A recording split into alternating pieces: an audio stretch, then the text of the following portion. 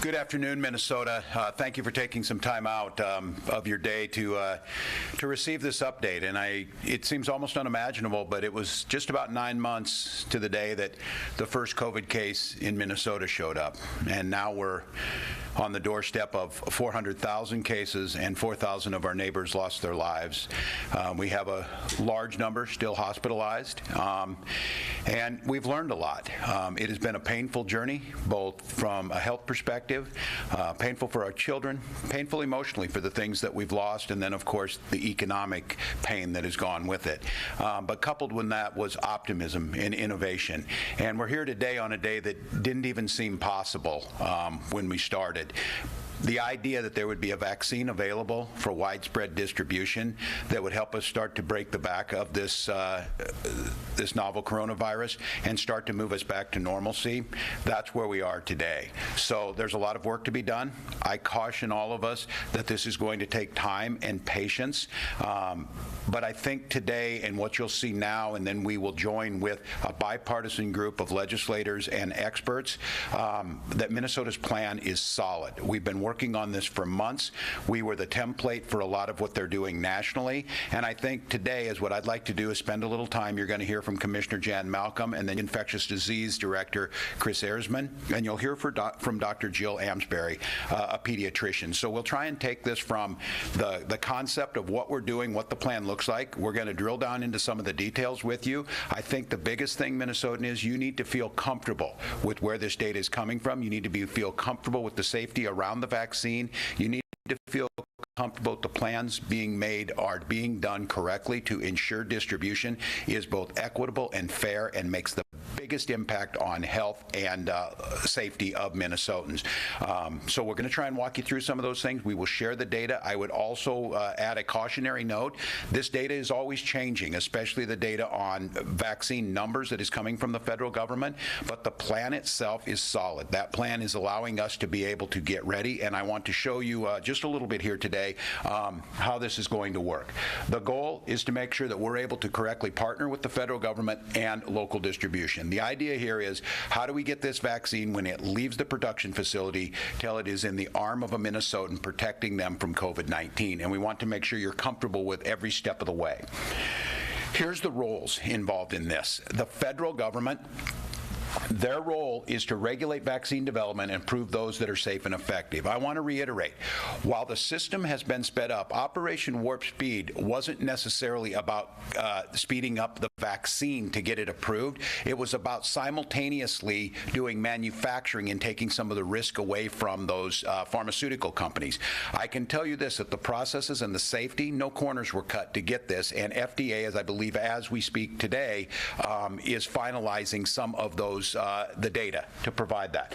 Work with vaccine manufacturers, Pfizer and Moderna, to procure the vaccines and determine how many we receive and when. That's the federal government's role. This is different than the PPE or even the testing. When the federal government said, we're not going to do any testing, you get your own mask, get your own testing, that created, as you know, a lot of problems. It was 50 states hustling for this, trying to get the information and the products from wherever they could. This is different. This is a coordinated federal effort in charge of the vaccine distribution. State of Minnesota, our job is to work with the hospitals, work with the clinics, work with the pharmacies, work with tribal health, and work with local public health to get this vaccine out. And you're going to see this in great detail. And I just wanted to pause for a moment to thank this team. Chris Erzman is leading it on our team under the direction of Jan Malcolm, but there's a whole lot of players involved in this. The level of detail that they've thought about, both from a safety standpoint and an efficiency standpoint, I hope Minnesotans, after they're done today, can feel some sense of relief around that. And our commitment to you is to continuously update you as this situation progresses. Here's our guiding principles. We immunize for impact, meaning maximize immediate health benefits and reduce deaths and serious illness. That's a guiding principle of how this gets out, what we want to do with the vaccine. Start with those that are most susceptible to serious complications and those who care for them. You'll hear from Director Erzman about how it was decided of who gets the vaccine first and how that process is put together. But those guiding principles, both at the federal level and here at the state of Minnesota, are about making sure that those disproportionately impacted have access they need. Equitable distribution, no procedural or structural issues to impact access. This next one's important, Minnesotans. Gain the trust of all Minnesotans. And I want to be very clear. There's work to be done there. There are folks that do not trust that the federal government did what they needed to do around the vaccine. There's folks that just in general don't trust vaccines or trust the distribution. And then just to be very candid, we have been a very, very divided nation around approaches to COVID-19. I think you're going to see that we're going to make every effort to heal some of those rifts, to come in unified. As soon as this presentation ends, we're going to be joined by a bipartisan group of legislators, Democrats and Republican leadership, coming together around this plan to make sure it works. I think that can give you some comfort that you can look to folks who are validators for you, and that means committed to doing the work necessary to earn that trust. Those of you who know the history of either medical testing or vaccine testing in this country know there's a dark side to some of this, and especially in our communities of color and indigenous communities. We need to earn their trust. We need to make sure that people in those communities feel like they are being heard and that there's not only equitable distribution of the vaccine, but they can feel safe and assured by leadership in their own community that that's working. And then transparency, accurate and reliable information shared as quickly as possible. This is a challenge in America. I want to be clear. Try not to get your vaccine information off Facebook. Try and go to valid sources. Try and have them vetted. Listen to your local physicians. You're going to hear from one today. Go to the people that you trust that are actually experts in this, and listen to what they have to say. So the framework for distribution is predicated on the principles, have guided our framework for how we're going to equitably and effectively distribute. Broad statewide coalitions has done extensive planning, and I want to be clear. Those broad networks were in place pre-COVID. Minnesota is very unique. I was on the phone this morning with the CEOs of our 8 largest healthcare systems. I will be on this afternoon with about 70 of greater Minnesota healthcare systems. Those folks have put this together many, many years ago. And a lot of states are just trying to catch up to where we're at on that. This gives us a really great framework and platform to work from. And I think it's important to know this. Over a 13-week period here, we have given 2.1 million doses of influenza vaccine have been administered. We've delivered them, we've got them in the arms, and we've started to create that what we want to get immunity towards influenza. We've done this. I would also like to say for Minnesotans, we lead the nation in things like filling out our census. We lead the nation in things like voting. We have a strong sense of civic responsibility, and this vaccine can be a part of it. We're ready. Now we need to get the vaccine supply out, and we need to deliver it to Minnesotans. I do want to make note of this because that building up that trust. There is no mandate for you to take the vaccine. This is under emergency use authorization. That in itself precludes it, but that's not what we've done along. We're trying to make sure that the compliance, you understand taking the vaccine not only protects you and your health on COVID-19, it protects your neighbor, much like masking, much like social distancing. Here's how things are going to work on this distribution. The federal government tells us how much vaccine they get and when they get it. The federal government committee of experts, and you'll hear a little bit about this and who they are exactly. Committee of experts prioritizes who gets the vaccine in each of the phases. State committee of experts provides recommendations for how to implement the federal priorities, more to the granular details. That group has met. It is made up of our state's leading epidemiologists. It's made up folks of representing communities of color, unrepresented communities, and folks that understand supply chain distribution and how all of these things work. And then the vaccine is shipped to Minnesota and administered.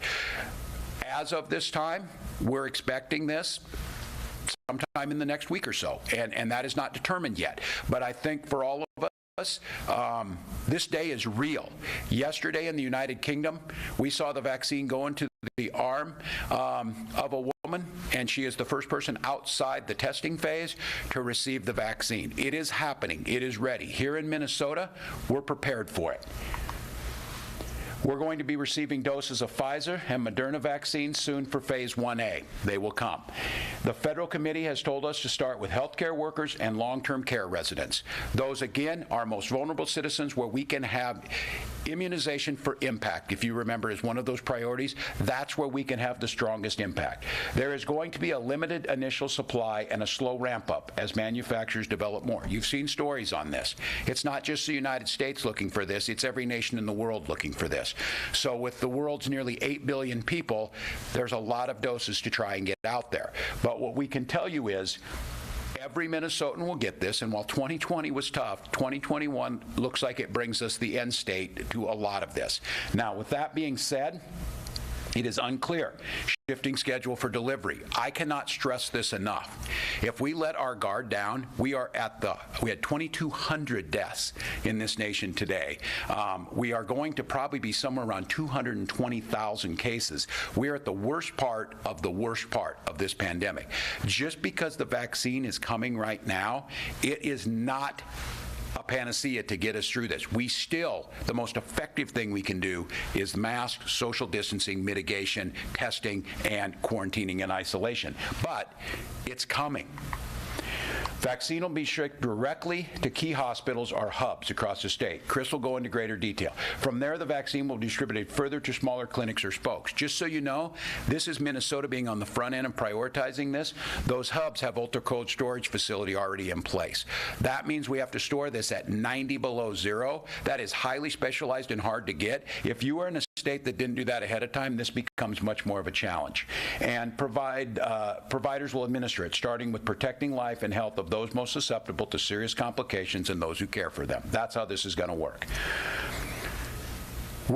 I'm going to call out the work that Director Erzman and her team has done. They have tried to think of every possible scenario. This needs to be done right. It needs to be according to regulations and safety, but it needs to make sure it real world works. So what they've done is we've done recent dry runs end to end. We have gone from the manufacturing at Pfizer, and they sent the container with everything except the vaccine in it, sent it out. There was a monitor in there to show how cold that thing stayed, and was there any break or damaging of what would have been the vaccine in that. And we tested that from when it left their facility until it was flowing out, put on the FedEx trucks, delivered to us, and then to a hospital. And I think I was told that within 30 minutes, all of the supplies necessary, the needles, the alcohol pads, and everything else arrived right with that. The federal government is packaging these in kits, needles, alcohol swabs, everything you need to be able to give it along with the vaccine. That system worked. Now, I've told, again, they will not say it themselves, but thinking of all of the implications of what happens, are there enough FedEx trucks? How are they going to move? What happens in a blizzard? What happens if somebody misses this? How are we going to account for this? They have done everything from the IT side to thinking through, and Minnesotans think about this. One of the things we ship this with is dry ice. There is a concern that there will be a shortage of dry ice. And one of the things that's a concern specifically for Minnesota and the Midwest and Wisconsin is dry ice is used extensively to ship cheese cultures. So if the healthcare industry is taking all of the dry ice, it causes a shortage of shipping of cheese into that. Those are things that have been taken into consideration. And here in Minnesota, secondary contracts and backup plans for how to get the dry ice if necessary. Those are the things that go into this. This is complex. It's hard, but that work has been done. Here's what we can expect. And I would, again, ask Minnesotans when you're looking at this slide. This is as of today. Director Erzman showed me a slide. It has changed last Friday in the numbers that are out there. As of now, week one, which we think is next week, we'll have 46,800 Pfizer vaccines ready to go. Week 2, Moderna steps in, 94,800. Week 3, Moderna, 41,800. At this time, there is no confirmation that we're getting any more Pfizer vaccine. You saw the stories in the paper that there was a shortage, there was differences of how that was acquired. But what that leaves us with, between now and basically the end of the year, we're preparing to receive 183,400 doses of this. Both Moderna and Pfizer require two dosages over a set period of time. The difference is Moderna ships a little differently, and because it is not as ultra-cold storage, it's a little easier to move and store. Those considerations are taken in. That's the type of details that we're taking, that Pfizer may be concentrated more in an urban area where it lands, it's easier to store and in the numbers, and Moderna may be used for greater Minnesota. Those are details that are being worked out. But I caution Minnesotans, this is not confirmed. It's changed several times, and we will adjust accordingly. And I know you're all out there doing the math right now. 183,000 is not 5,695,000 like the people we have in Minnesota. No, but it's 183,400 specifically targeted at healthcare workers and most vulnerable adults in long-term care. So this is a day we've been waiting for. You can be confident in this plan. You're going to see it be bipartisanly. You're going to see the data be out in front of you. More vaccine is coming. Production will ramp up. Soon there will be Johnson & Johnson. There's some excitement out there. Johnson & Johnson, I believe, I don't want to speak out of line here, I believe is a one-dose application. That makes a big difference. You don't have to go back again, obviously. As supply increases, availability will expand to more people, and this will accelerate. Continued efforts to control the spread are critical. I'm not going to go into it. I may go at the end. My healthcare folks are really great about sending me professional journals. And the Journal of Health Affairs did a story. I would just summarize this for you, Minnesotans. It's unbelievable that these vaccines are 95% in what they do. But at the spread that we have right now, the experts are predicting that by the time we get 6 months out and we have the vast majority of people with the vaccination, we'll have 160,000 more deaths. What's important about keeping the infection rate down, had we been at an infection rate where we were in the nation in September at 35,000 cases, not 200,000, even if that vaccine had only been 50% effective, only 60,000 people would die before we got everybody vaccinated. It highlights again, we have got to stop the community spread. We have got to slow this thing down, even with this vaccine.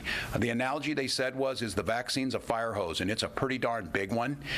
But even at that, the fire is so big, it's hard to put it out. Our job can be to shrink the fire by not getting it to spread, and the vaccine will help us put it out. So we can accelerate how fast we get out of this, not just by vaccines, but with our behaviors. With that, I'd like to turn it over to Director or Commissioner Malcolm to lead us into a little more of the specifics. But thank you, Minnesotans.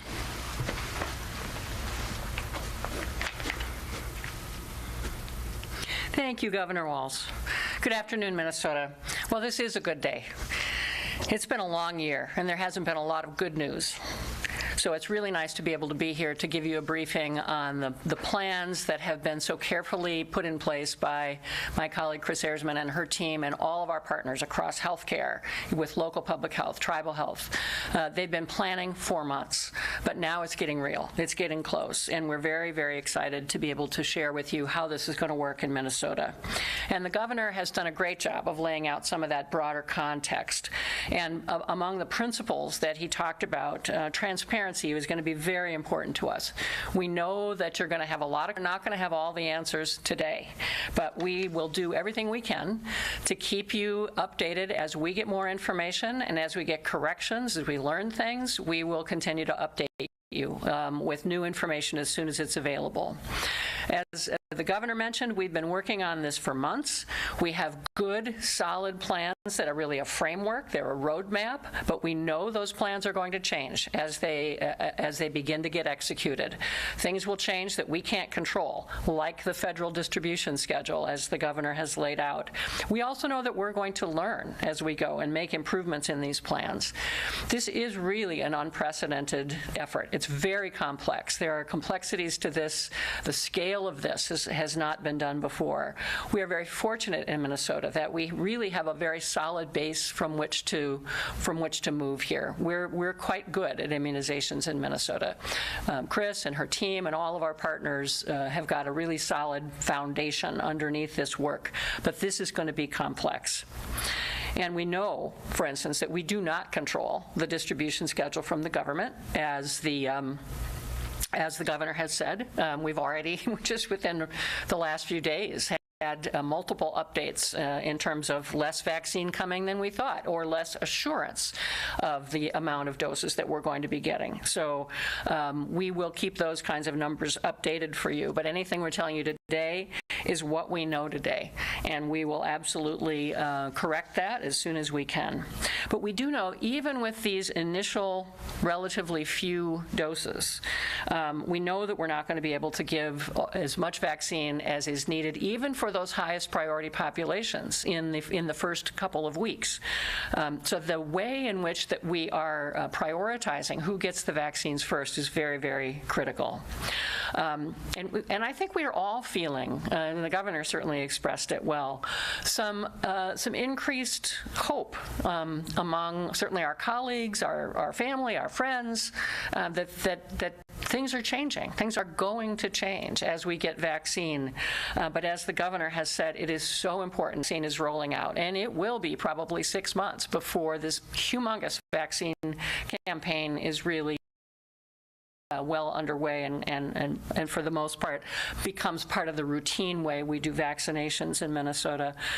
It's so important that we keep up those really important public health practices that we know work. As we've said over and over again, so much of this is in our own hands, that together we have got the power to make this forest fire a little smaller, to make it easier for that fire hose to do its job faster. We just want to tell you a little bit more, and then I'm going to turn it over about our prioritization scheme here. As the governor mentioned, this started at the federal level. The National Academies of Science were asked by the president to come up with sort of an equitable framework for distribution. Then the Centers for Disease Control and Prevention has an expert committee called the Advisory Committee on Immunization Practices. And they, frankly, advise on vaccine administration for all the vaccines in this country. So they have been working and readying themselves to give us the guidance on the COVID vaccines as they came through the process. And these folks at the Advisory Committee on Immunization Practices, or ACIP, is full of medical and public health experts who've been doing this work for a long time. We've had staff from Minnesota who've been a part of that ACIP process and still are. So their guidance has been really critical in helping us make the smartest use of those early, small amounts of vaccine to make the maximum possible impact, that immunizing for impact that the governor talked about. If we can get this vaccine to the people who are most vulnerable for poor outcomes and the people who take care of the people who need care, that will be the biggest bang for the buck, so to speak, for those early relatively few doses. We're hearing a lot from groups that want to make sure that they're on the priority list. They'd like to move up the priority list if they can.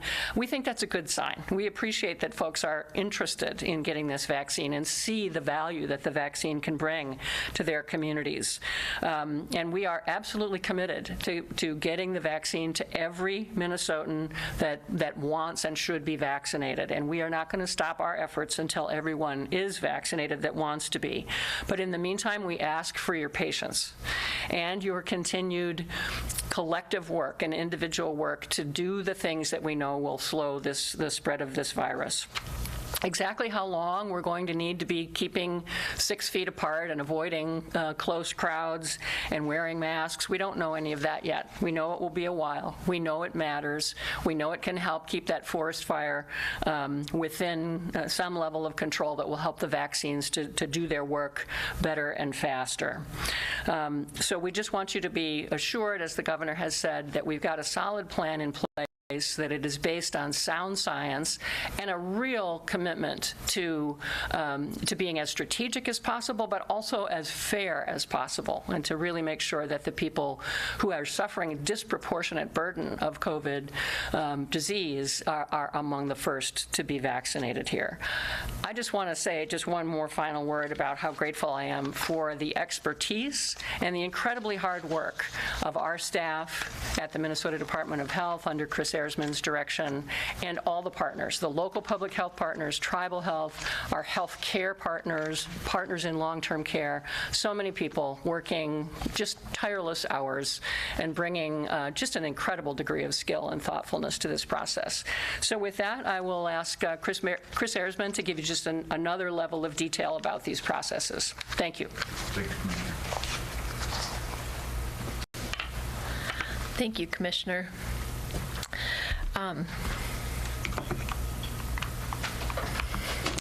I, too, am excited to say that vaccine is coming soon. Now, no vaccine has been officially approved yet, but as you heard, both Moderna and Pfizer have submitted their data from clinical trials to the FDA, and we expect that the FDA will be making a determination on Pfizer vaccine on December 10th, and then on Moderna on December 17th. So we're very excited about what will be coming in terms of vaccines. These are the first 2 vaccines to go through this approval process, and we know that there are other vaccines that are currently in clinical trials. So we can expect that there will be more vaccines and more vaccine availability coming online in the next months. Even though these vaccines have not yet received official approval, there is still a lot that we know about the vaccines. Both Pfizer and Moderna have indicated that their vaccines have 95% efficacy, or are effective 95% of the time. And just today, data came out to suggest that within our elder populations, those 65 and older, that the Pfizer vaccine also has good effectiveness. As the governor said, both of these vaccines have had to meet strict safety guidance. So even though the process has been expedited, that does not mean that safety has been compromised. So these vaccines have gone through the same rigorous clinical trials that we expect from all approved in the United States. One of the things, as the governor said, that's been done to make sure that vaccine is available more quickly is that the manufacturers began producing vaccine before they've had approval. The federal government funded this, and what it meant was the vaccine could be ready right away, and we didn't have to wait for manufacturing time. Now, if a vaccine doesn't meet the approval process, that vaccine will not be used and it will be discarded, but the manufacturers didn't have to bear that cost. So that also helped to speed things up. I want to also acknowledge that it takes 2 doses of vaccine with these first vaccines that have been submitted for approval. So people will need to get 2 doses of vaccine, and we want to keep in mind that the time between the doses is roughly about a month. For one, it's 21 days. For the other, it's 28 days. But it's roughly a month between the 2 doses of vaccine, and then if you consider that it takes our body's immune systems a little while to develop immunity, we're saying that it takes about 6 weeks between the time when someone receives their first vaccine and when they might expect to have protection from COVID. One of the things that we also know is that these vaccines protect people from disease. So the endpoint, or the thing that the people in the clinical trials were looking at, was disease. And so we know that the vaccines protect against disease, about what they mean for infectiousness. And that's another reason why it's so important that we continue to wear masks and socially distance until we have a little bit more information about the vaccines. The vaccines will be initially recommended for adults because that has been the group that's been primarily part of the clinical trials. Children have been added more recently, and so the initial focus for vaccination will be on adults. And then, as the governor said, vaccine will not be required or mandated. Ultimately, all Minnesotans will have the opportunity to be vaccinated. It just won't be right away for everyone. Vaccine will be rolled out in a phased approach, and this is because we won't have all the vaccine that we need or want. So as more vaccine becomes produced, then we can increase the people who are able to be vaccinated. But with limited number of doses, we've had to prioritize who should receive vaccine. And as you heard, the National Academies of Science released a report that gave us an ethical framework for decision making. And with that guidance in mind, then the CDC, ACIP, or that Advisory Committee on Immunization Practices, provided more specific guidelines on priority groups. And we will be following those ACIP guidelines as we make our recommendations. And as we move from one phase to the next, that will really be dependent on vaccine supply. So as you can see from this graph, whoops, did I move ahead? As you can see from this graph, as we have more doses of vaccine, we can move to different groups. Here you go. In terms of phase 1A, this first phase that we're looking at for vaccination, CDC's ACIP recommended that healthcare personnel and long-term care residents be included in phase 1A. That's the first box on the bottom there. We know that there will be additional phases, and right now it's projected that phase 1B will focus on essential workers, and phase 1C will look at individuals who are 65 and older, or individuals who have underlying health conditions.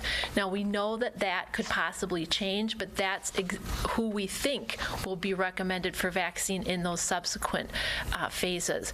It's important to keep in mind as well that this will continue to open up as more vaccine becomes available.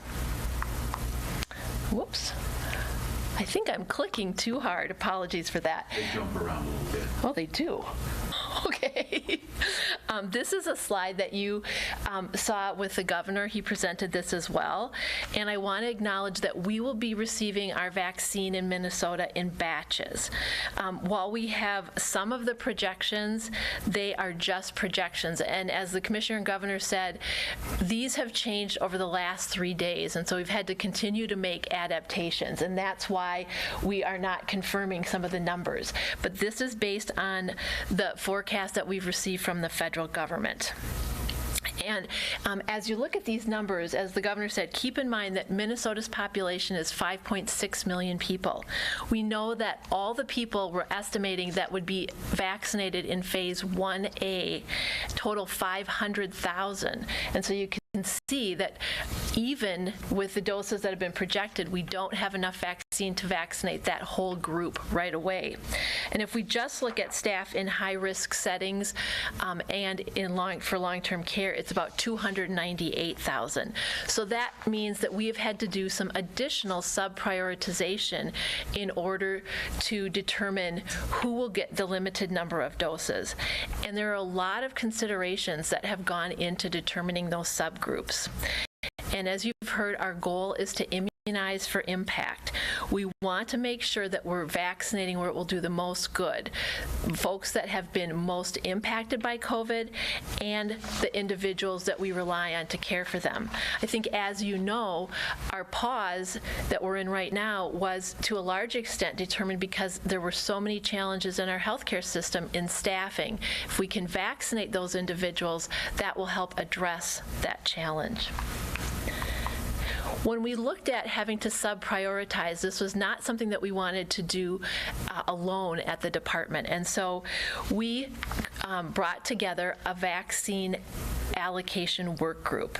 And this is a group of experts from a variety of backgrounds and organizations who helped advise us on the sub-prioritization of vaccine for phase 1A.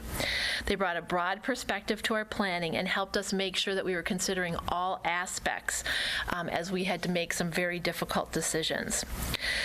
The group has met 3 times since September, and you can see the membership there, and we are incredibly appreciative of their input in our process. We had them meet actually last Friday in an emergency meeting because we had just recently heard from the ACIP about their prioritization, and so they helped us with this subcategorization. And I want you to know that the guidance that they put together is posted on our website. So I'll be going over some of the details, but if you'd like to see the full guidance, it is posted on the department's website. when we looked at how we should distribute vaccine, there were two factors that we looked at. First of all, we looked at the number of healthcare workers in a region or in the state, as well as the number of residents in long-term care facilities.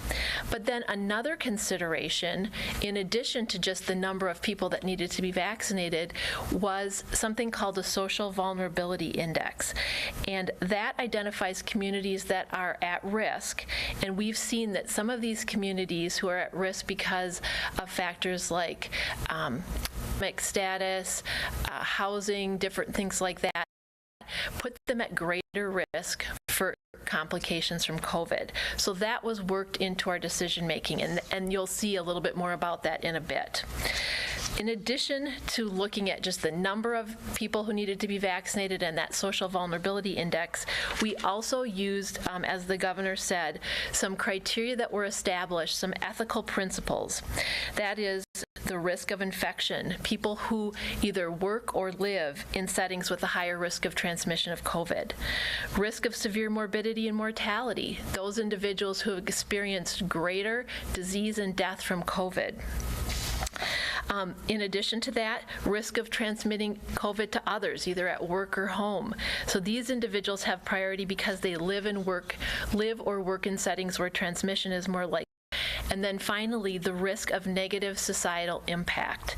Individuals have a higher priority due to the extent at which society relies on them for their health. And so those were the factors that were part of our decision making. And as I said, we are in the pause because we needed to make sure that our healthcare systems could continue to maintain. And so vaccinating healthcare workers really makes a difference for that. So we looked at phase 1A in 3 tiers. So in the first priority group for phase 1A, we focused on people who have more direct contact with individuals who have COVID-19.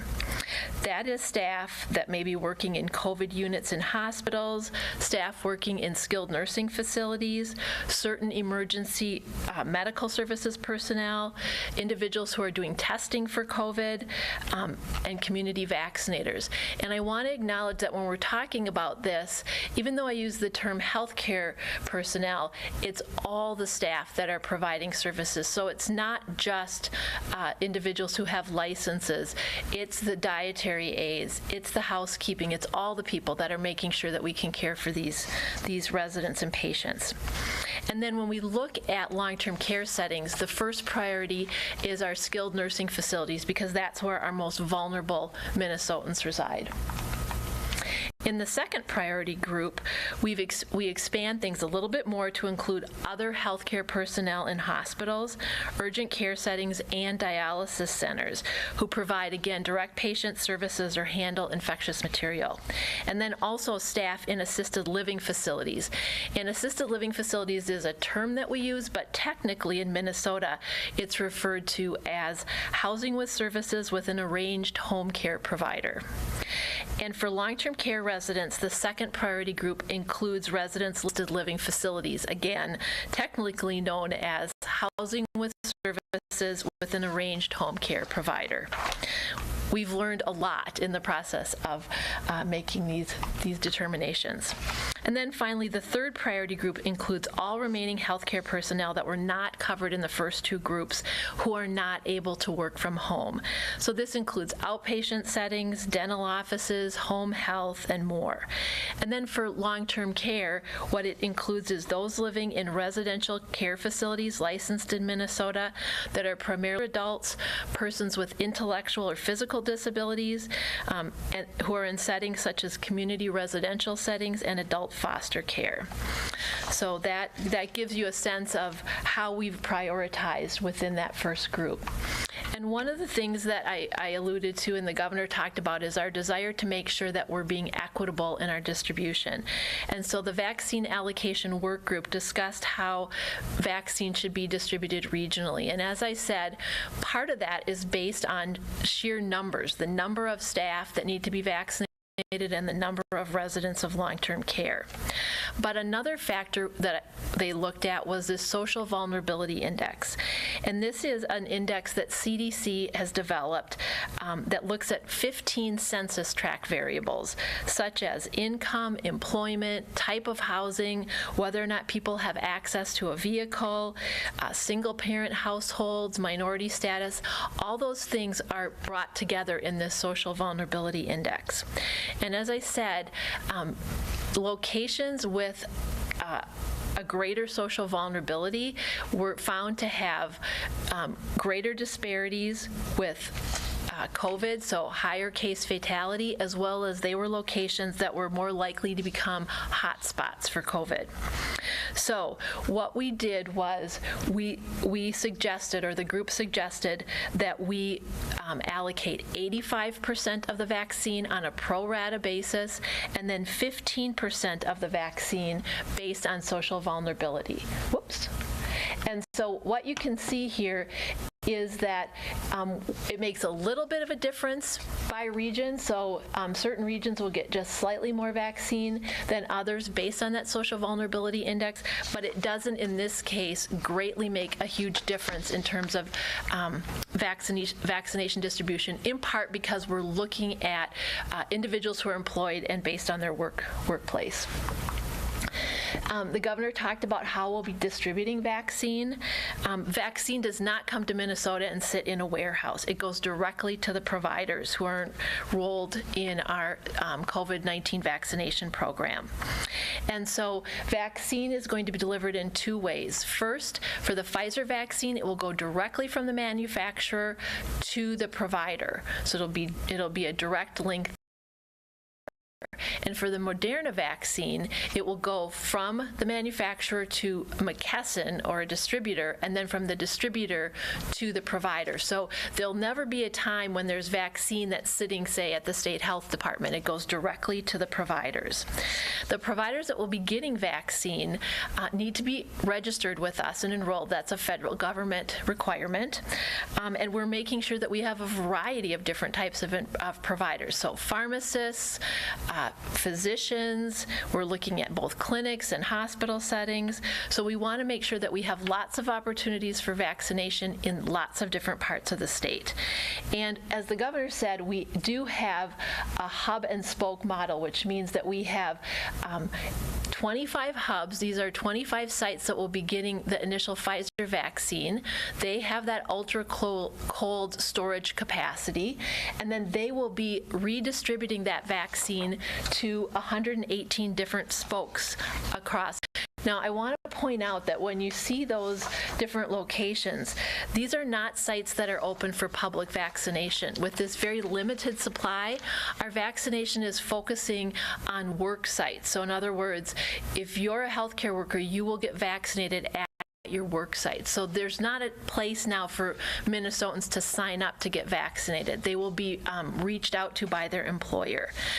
In later phases, however, there will be that opportunity, and you may be able to go to your local pharmacy or your healthcare provider to receive vaccine. The governor did mention our regional healthcare coalitions, and they have been a fabulous partner to us. These healthcare coalitions have been around since 2002, and they are key partners for health systems and public health responses.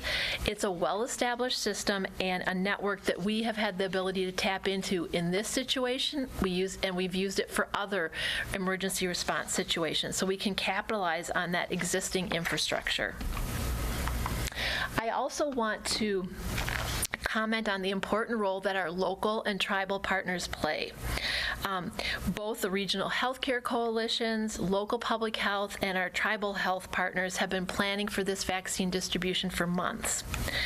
The regional coalitions are really focused on phase 1A because it does focus on healthcare providers, and so they're helping us coordinate the receipt, the storage, and the redistribution of vaccine in this phase. And we appreciate their expertise. Local public health and tribal health are focusing on all parts of phase 1 because as we move from phase 1A, we will be moving away from just purely employer-based vaccination. And so we are grateful for their partnership. Our local public health partners submitted their plans last Friday, and we'll be working with them to continue to move forward in our planning. The governor did mention the end-to-end test of the Pfizer vaccine. Dakota County Public Health was our test site. We ordered the vaccine for them. It left Pfizer on December 2nd and arrived at Dakota County at 8:15 Thursday morning. And as the governor said, the ants and syringes came about 30 minutes later. There was no vaccine, but the good news was that the shipment went well and we maintained the cold chain.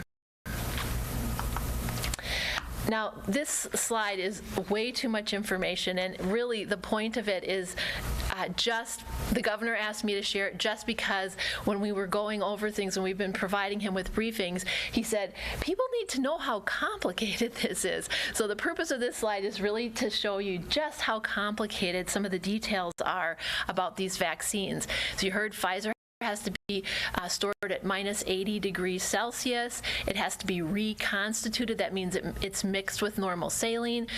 Once it is unfrozen, it can only be stored for 5 days. Once you've reconstituted it, it can only be stored for 6 hours. It has to go in doses of 1,000. There's just a million little details with each of these vaccines that the teams have been thinking about and planning for. So we just wanted to make sure you were aware of that. Oops. And then the next question, the governor mentioned the dry ice issue.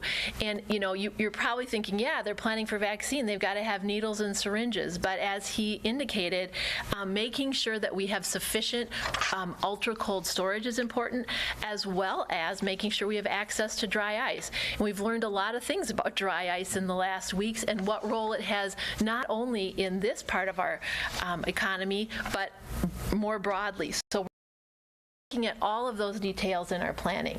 And then this is just another example of the Moderna product and some of the details of that product. And what I think is important, and the governor mentioned this, is Moderna does have the ability to be shipped frozen at what we normally think of as frozen, like ice cream frozen, and it can be shipped in 100-dose increments. And so that allows us to have much greater flexibility.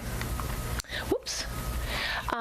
And then just how are we going to track our progress? This is so important to us at the health department, to the governor, and to all of you in the state. So how will we know how we're doing and progress we've made?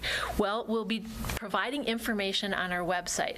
We'll be letting you know how many providers we have enrolled, what our vaccine distribution looks like, both by age, by geography, by type of provider, by race, ethnicity, all of those things. And then also doses administered. So who's gotten vaccination. So you'll be able to track our progress as we go through. Now, obviously, the first thing we put on our website will be provider enrollment because we don't have any vaccine to distribute and no one's been vaccinated. But over time, that information will become more important to you and we'll have more to share.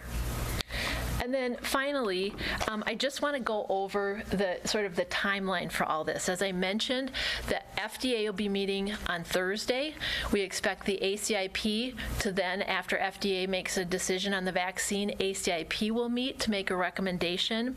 And then once we have that, we are planning for about a week to make sure we've got all the necessary provider education and all of those things in place. So we anticipate that it'll take about a week from the time that vaccine is approved and we get the ACIP recommendations before we're administering it. But this just gives you a sense of, those next steps in terms of vaccination. So we're really excited. We're grateful for the fact that we're at this place. So we want you to be excited too, but we also want you to be patient because it is going to take a while until we can get vaccine for everyone who wants it.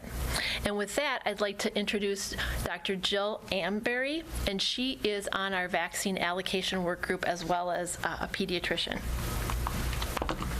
Fantastic, thank you.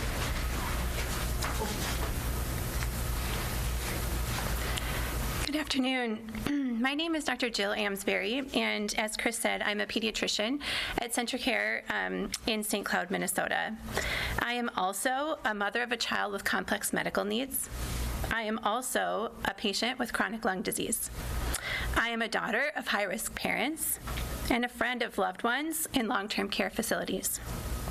I am also a colleague and friend to those who are working in hospitals and ICU settings. And over the past 3 months, I have had the honor of representing the Minnesota Medical Association on the Minnesota Department of Health COVID Vaccine Allocation Advisory Group. The Allocation Advisory Group consists of a diverse group of individuals throughout the state with a focus on ensuring broad representation across healthcare and affected communities. It also includes a group of subject matter experts, including epidemiologists, ethics and health policy advisors, data specialists, and legal counsel. 3 months ago, we began with reviewing general information about vaccine development and the likelihood that when the vaccines were approved for distribution, we would need or would be in limited supply. At that time, we believed there would need to be prioritization and sub-prioritization about how the vaccine would be allocated. While working under the principles of maximizing benefits, minimizing harm, mitigating health inequities, promoting justice, and promoting transparency, we began to develop a plan for vaccine allocation in Minnesota. The group reviewed many different allocation scenarios. We looked at models to determine how distribution of the vaccine may affect areas and populations within our state.